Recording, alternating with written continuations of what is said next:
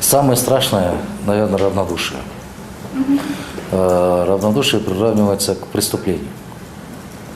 Все, что происходит в нашей стране, и как бы посидеть, посмотреть, как посторонний наблюдатель, не хочется.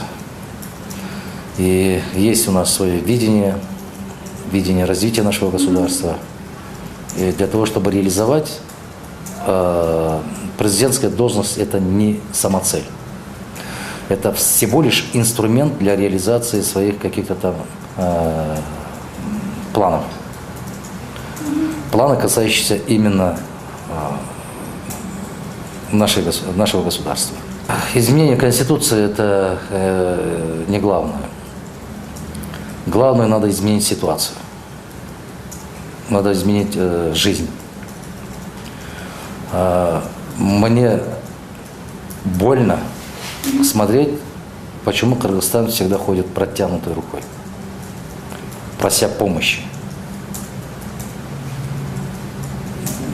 Я хочу, чтобы Кыргызстан стал самодостаточным, сильным, единым, неделимым государством.